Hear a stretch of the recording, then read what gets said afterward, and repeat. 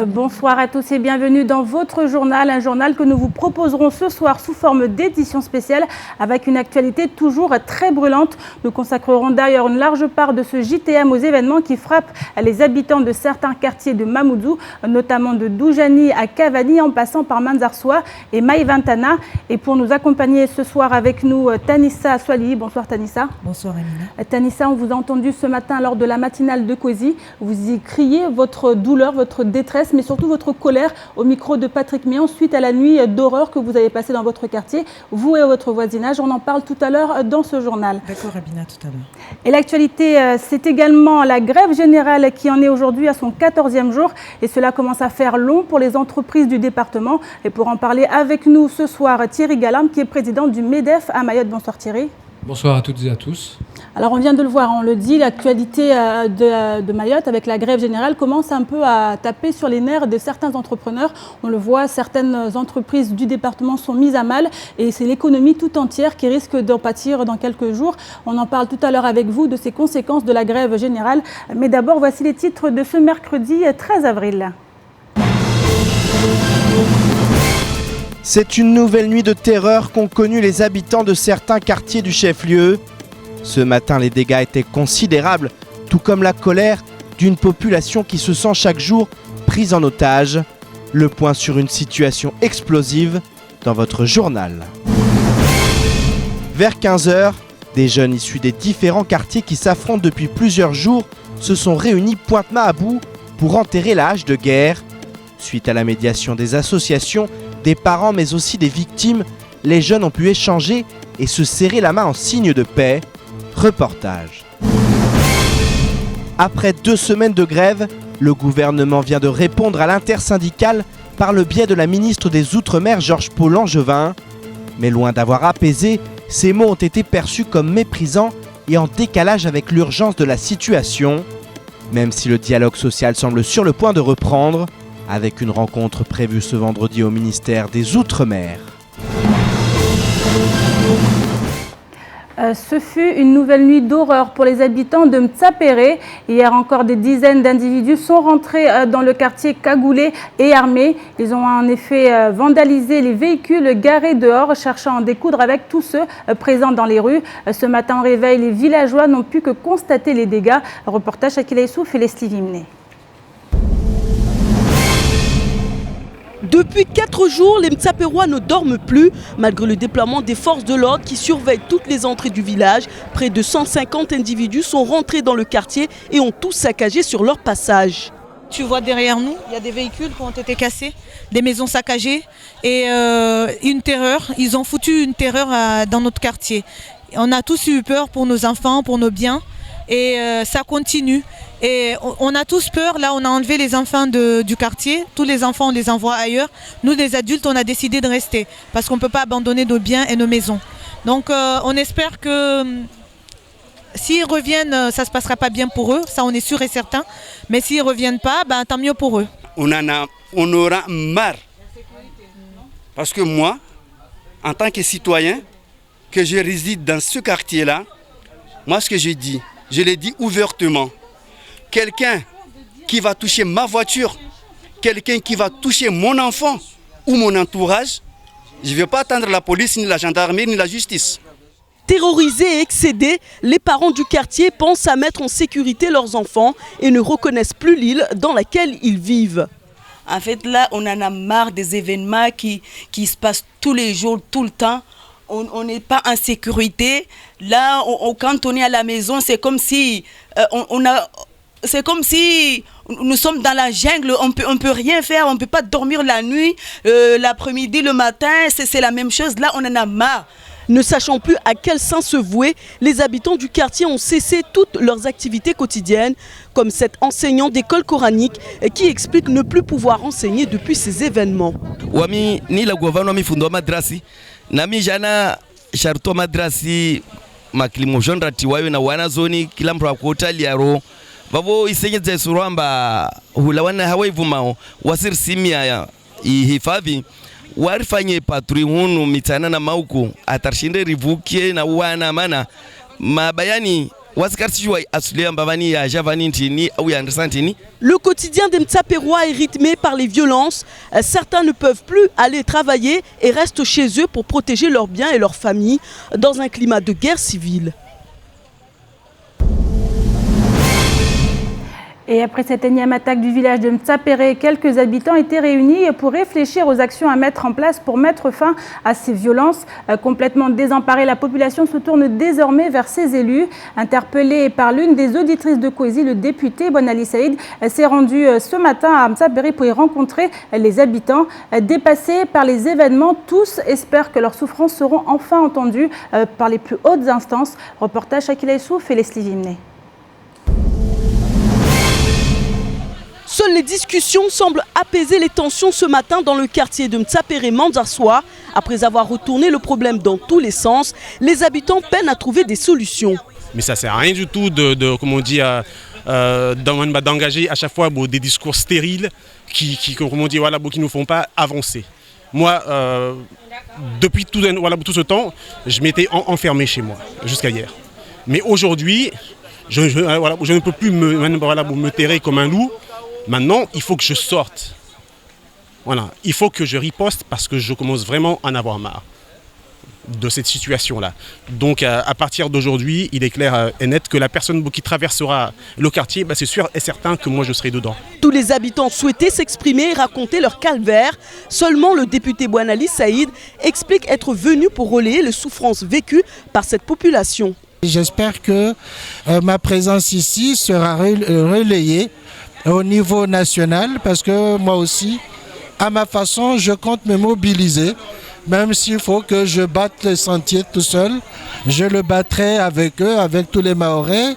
Moi, toute la journée d'aujourd'hui, s'il le faut, je prendrai mon temps avec eux pour qu'on voit ensemble quel type de solution on peut mettre en place. Je ne fais pas de la médiation, mais j'attends que les uns et les autres interviennent pour dire quel type de dispositif ils mettent en place pour faire face à ces questions. Cet après-midi, vers 15h, une autre réunion est programmée entre villageois. Et si jusqu'à présent aucune décision n'est prise, certains promettent déjà de ne plus se laisser faire et de se défendre par tous les moyens.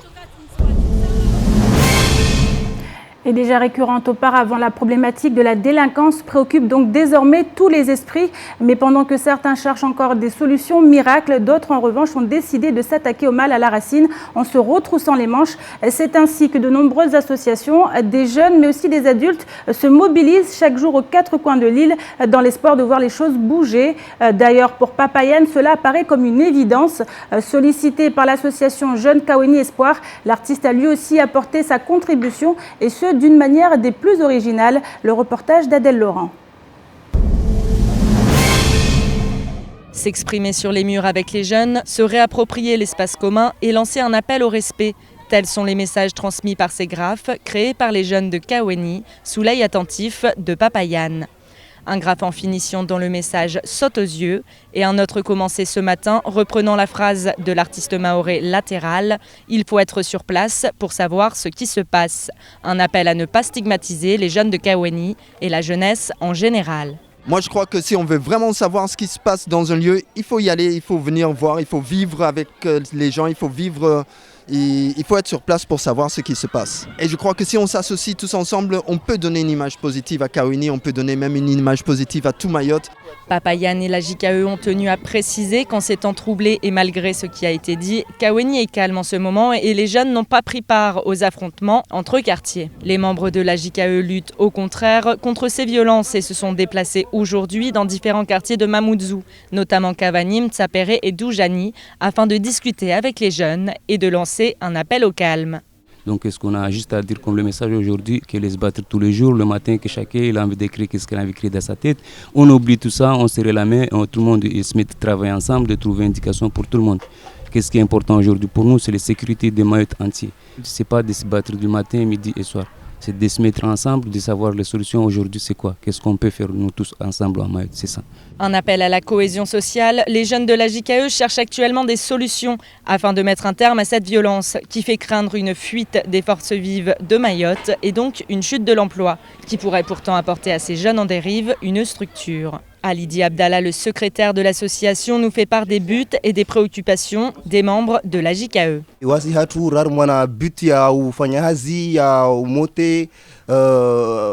Tongo ya muhimu na wanata donc le quartier de Manatini commune zabaki leo na mnezomba za serambio na tongo za kondo. Des réflexions communes pour un retour au calme sur l'île. La JKE, à travers la voix d'un de ses animateurs, Ali Bako Ali, appelle les jeunes qui le souhaitent à venir les rejoindre et à ce que les émeutes cessent.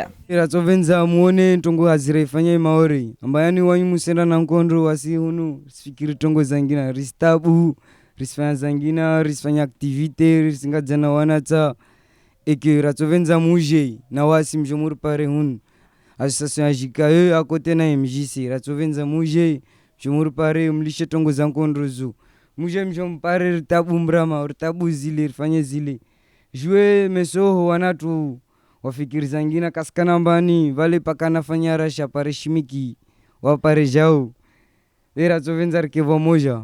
En effet, la JKE a permis à certains de ses membres de sortir de la rue et d'avoir la possibilité de réussir. Des jeunes ont ainsi pu passer la formation BAFA et sont bien déterminés à utiliser leurs compétences pour faire évoluer l'île au parfum.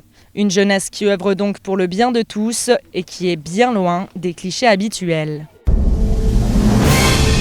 Alors Tanissa, on vient de voir un reportage qui ne concerne pas votre quartier Manzarsouwa ni côté Ntsapéré de là où vous êtes, mais là on est du côté de Kaweni. On voit ces associations qui agissent pour justement amener les jeunes à d'autres choses que la violence. Est-ce que c'est des choses que vous envisagez notamment ?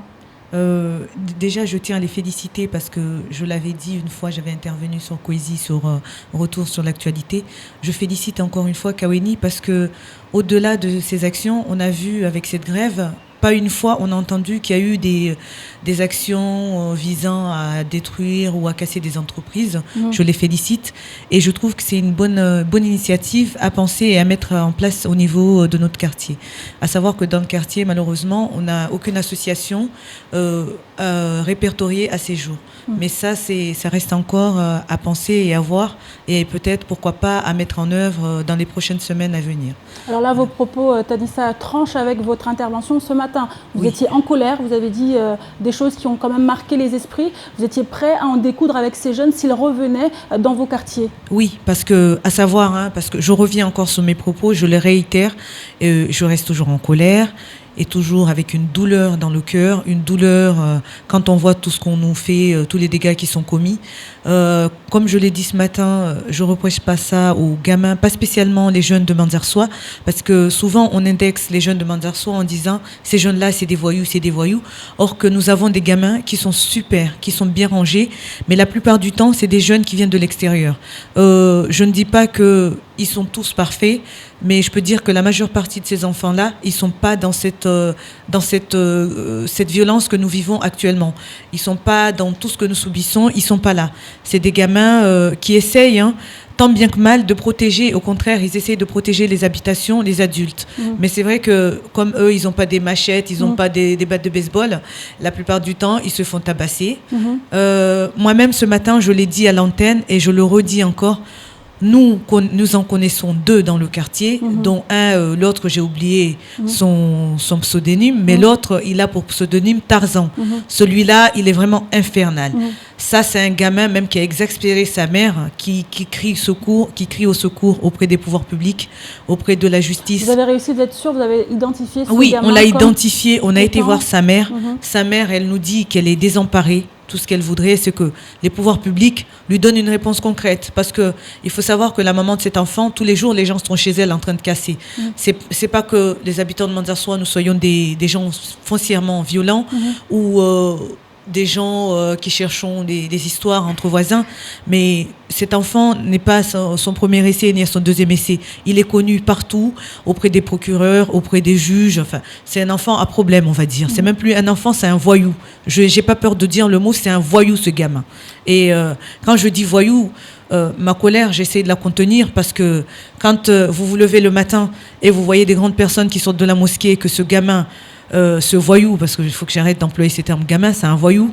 Ce voyou lâche des chiens sur les adultes, son chien a mordu des adultes il y a de cela 2 à 3 jours. Ce matin même, quand j'ai appelé Patrick pour pouvoir intervenir à l'antenne, les chiens, ils étaient en train de se balader dans le quartier.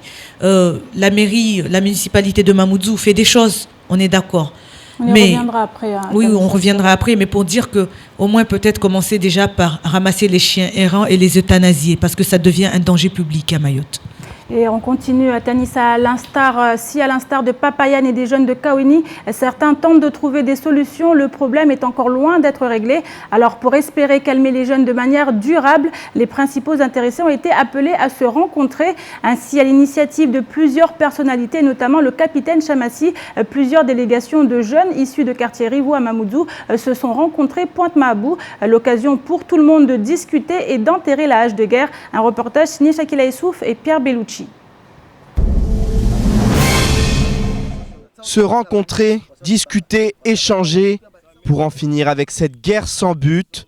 Des délégations de jeunes issus des différents quartiers qui s'affrontent depuis plusieurs jours étaient réunies cet après-midi Pointe-Mahabou.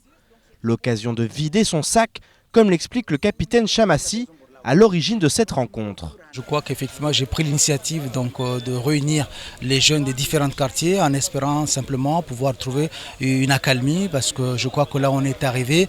Ce qui nous manque en gros, que nous espérions, on n'est pas arrivé là, c'est qu'il y ait un mort, parce que la population de la commune de Mamoudzou en a assez. Et je crois que le fait d'avoir pris cette initiative, les jeunes l'ont accepté. On avait affaire, bien sûr, vous l'avez constaté vous-même, les jeunes de Cavani, de Manzarsoa, ainsi du côté d'Oujani, qui ont accepté finalement de venir chercher une réconciliation. Nous espérions que cela apportera une accalmie, en tout cas dans la commune, pour ne pas dire dans les différents quartiers.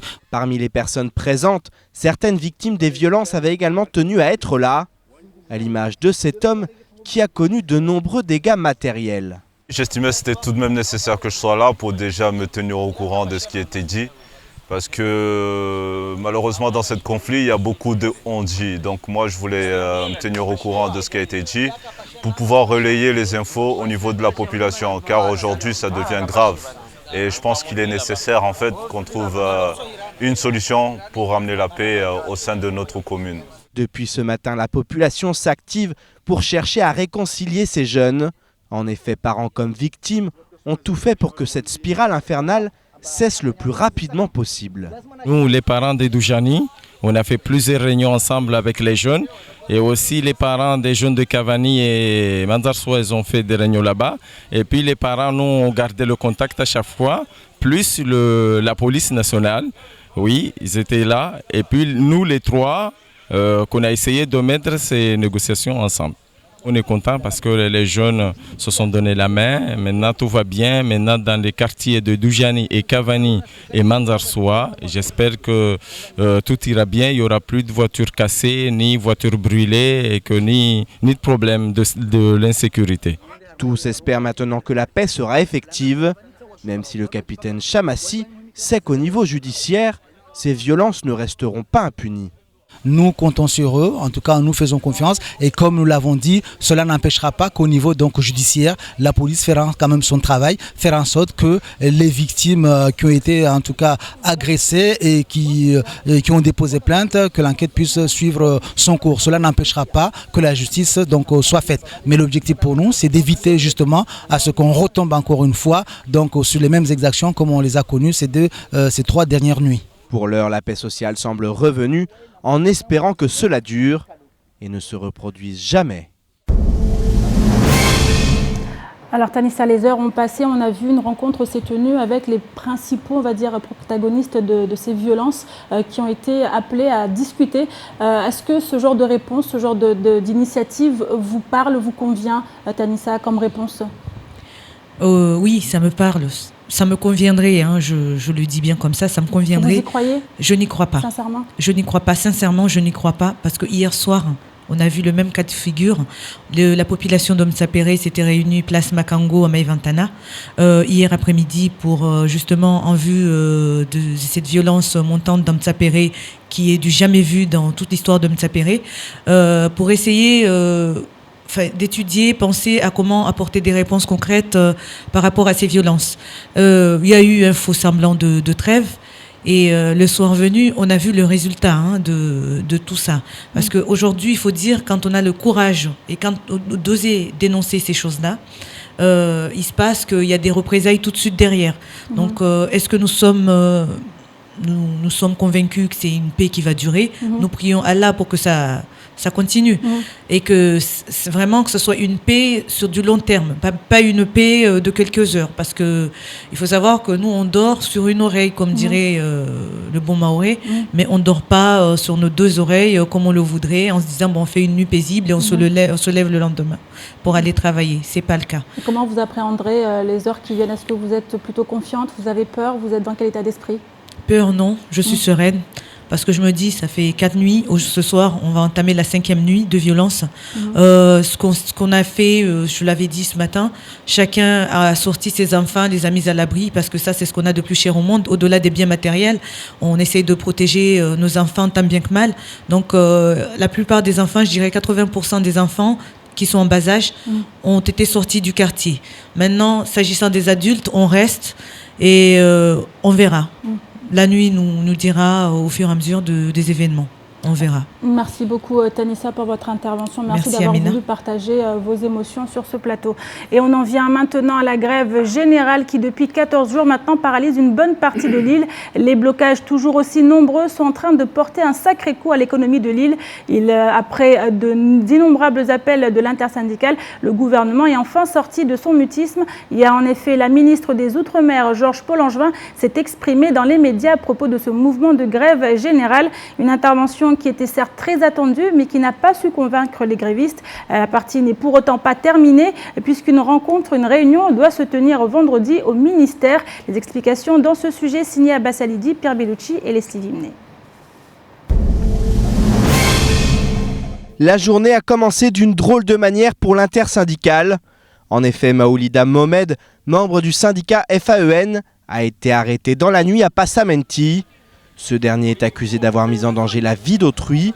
Selon la police, il aurait jeté un encombrant sur la route afin de constituer un barrage, obligeant un véhicule de la BAC qui passait par là à se déporter violemment pour éviter l'obstacle.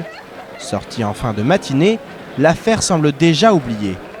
Ce qui s'est passé, c'est le risque du métier.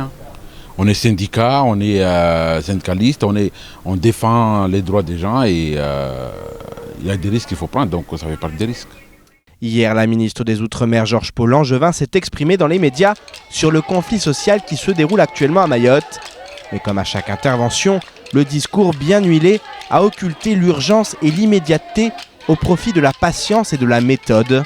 Pas de quoi satisfaire les syndicats qui prennent ce discours comme une énième preuve de mépris. La ministre, ce qu'elle a dit hier, c'est encore d'autres mépris, donc nous on va aller jusqu'au bout. Elle prend toujours les doléances des Maoré à la légère. Qu'il y a soi-disant des groupes de travaux, un rendez-vous qui est pris par... Il a profité des secrétaires généraux qui sont en déplacement pour d'autres missions syndicales pour improviser une réunion avec ces 3 secrétaires syndicaux alors que tout le monde est à Mayotte pour leur sermenter du pacte Mayotte 2025. Et chose qu'on ne s'inscrit pas et nous on mène nos revendications bec et ongle jusqu'à ce qu'on ait gain de cause. Voilà. Dans son discours, la ministre a indiqué que les syndicats étaient invités à une réunion au ministère ce vendredi. Un premier pas en avant, comme l'explique le secrétaire départemental du SNUPP. Nous avons en intersyndical étudié la proposition ou les propositions de la ministre. Nous allons répondre favorablement à l'invitation pour la réunion de vendredi au ministère des Outre-mer. Néanmoins, notre mouvement de grève persiste, sera est maintenu. Et à notre tour, samedi à la mi-journée, nous nous retrouverons pour faire le point de la situation et étudier la suite des événements. Le mouvement continue donc, mais le mutisme de l'État a pris fin, laissant espérer que le dialogue social se réinstalle rapidement. C'est du moins ce que tout le monde espère. Alors une grève qui se poursuit, qui en est aujourd'hui à son 14e jour. Et pour en parler tout à l'heure, je vous le disais, Thierry Galam, président du MEDEF à Mayotte. Alors Thierry, la grève se poursuit et les chefs d'entreprise commencent à monter au créneau. Effectivement, les chefs d'entreprise montent au créneau pour une raison très simple. Dans nos entreprises, il y a moins de 1% de grévistes. C'est-à-dire que ce que l'intersyndicale nous présente comme une grève interprofessionnelle ne l'est absolument pas. C'est uniquement une grève de la fonction publique. Par contre, c'est nous qui assumons les conséquences. J'ai fait un petit décompte, je vais vous épargner les chiffres. Nous sommes à plusieurs millions d'euros de perte de chiffre d'affaires. Certains de mes adhérents sont à moins 60%.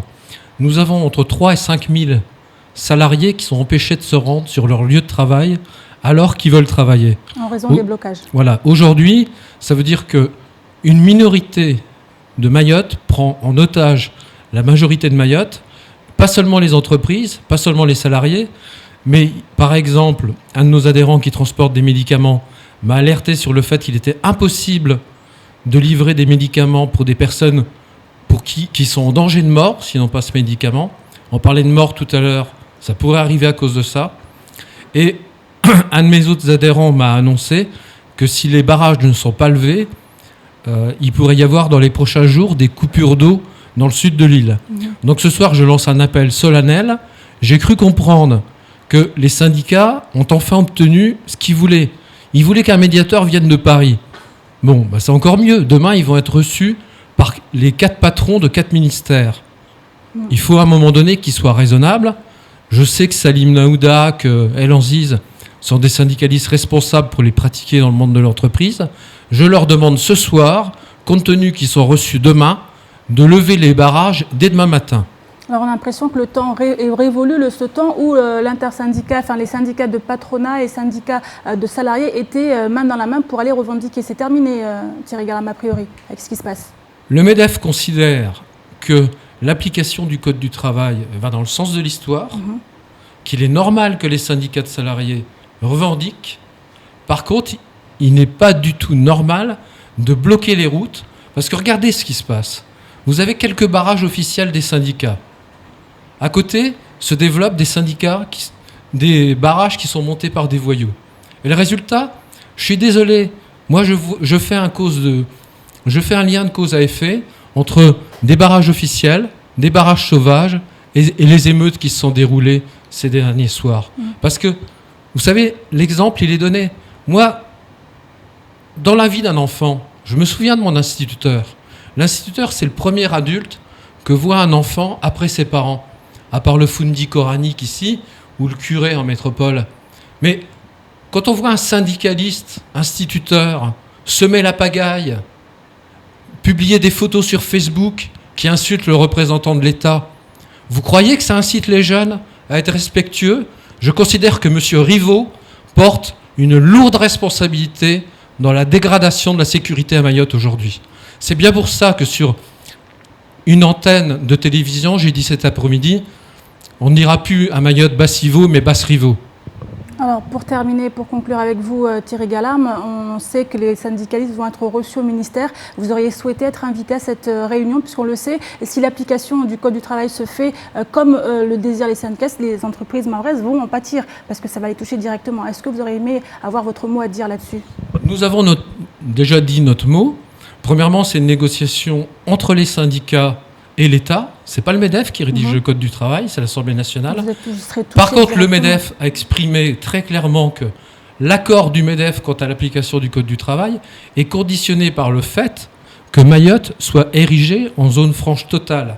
Ceci pour nous aider à absorber le coût de ces mesures, mais aussi pour attirer des nouvelles entreprises, aider les jeunes Mahorais qui sont de plus en plus nombreux à monter leur entreprise et attirer des médecins, parce qu'on manque cruellement de médecins, et une zone franche, ça attire des médecins. Aujourd'hui, un jeune médecin qui s'installe dans la Creuse, une mairie lui donne un cabinet médical gratuit, une maison gratuite, et en plus, il est dans une zone franche où il ne paye ni impôts, ni charges sociales.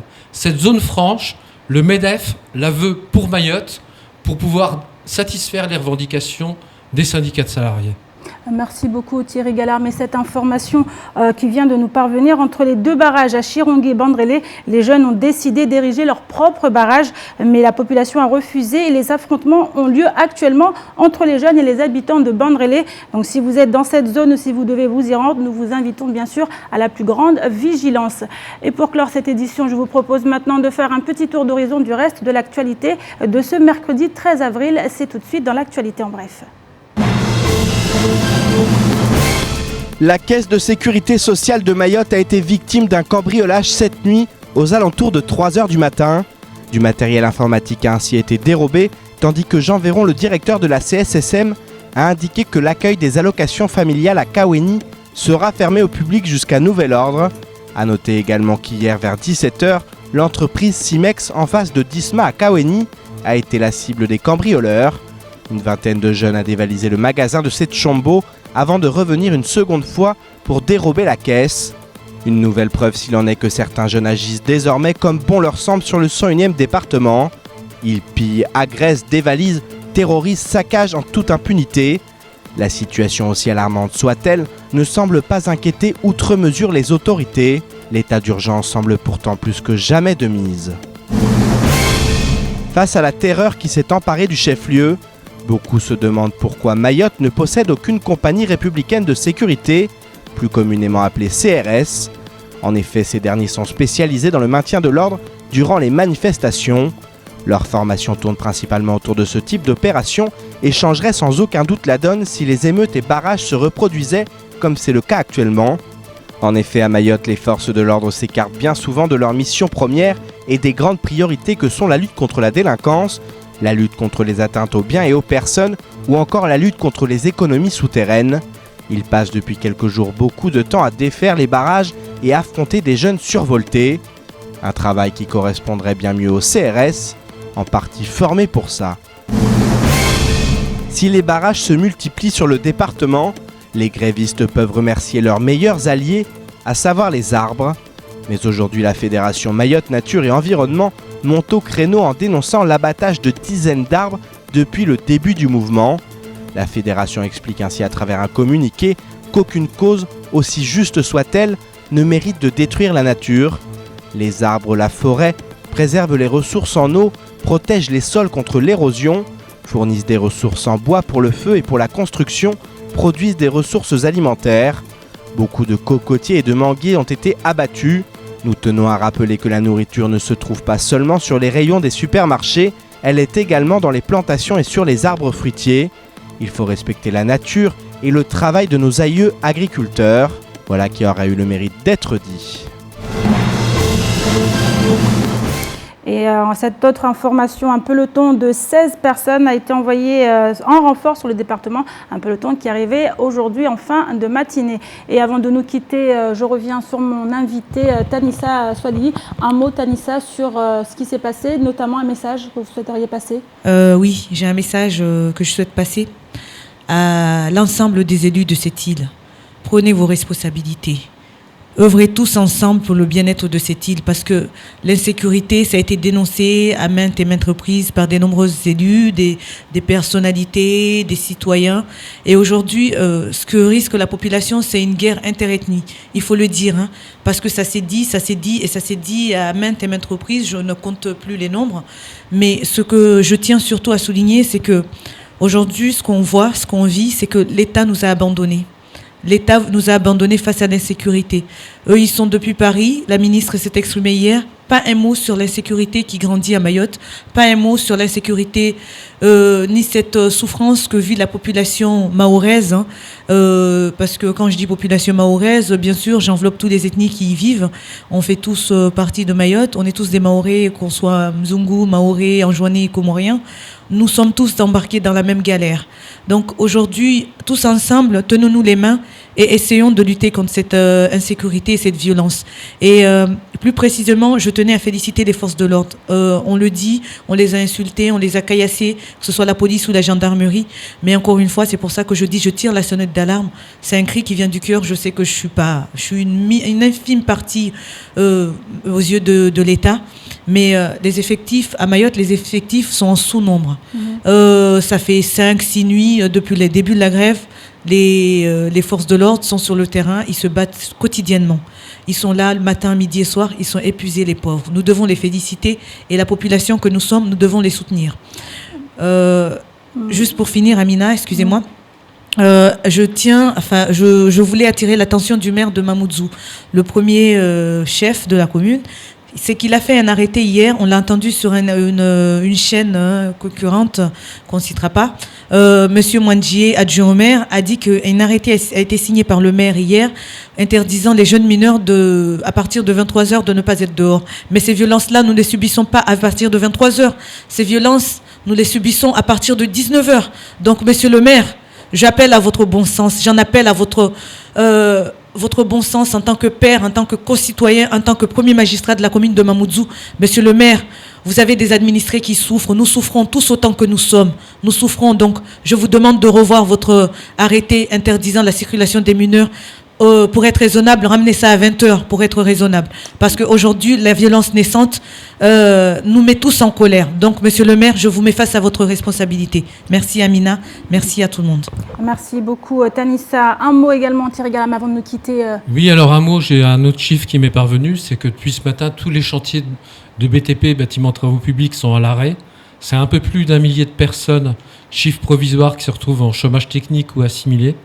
C'est vraiment une raison de plus pour que les syndicalistes lèvent les barrages, pour que nos entreprises puissent redémarrer, que tout le monde se mette au travail et que également, j'ai envie de dire que les forces de police n'aient plus besoin d'être sur les barrages et se concentrent sur les émeutes qui sont beaucoup plus dangereuses à mon sens. Merci à vous deux, merci. C'est la fin de cette édition spéciale. Merci pour votre fidélité, merci de nous avoir suivis. Une édition à retrouver sur notre site l'infoquesi.fr, sur YouTube et sur notre page Facebook. Demain matin, dès 6h, retrouvez Patrick Mian dans la matinale. À 7h, il sera en compagnie d'El Mamoun qui sera sur le plateau pour évoquer les problèmes que vit en ce moment l'île au Lagon. À 7h30, le préfet Seymour Morsi sera sur le plateau. Une édition spéciale donc à ne pas rater demain sur Kwesi. Bonne soirée à vous et à demain.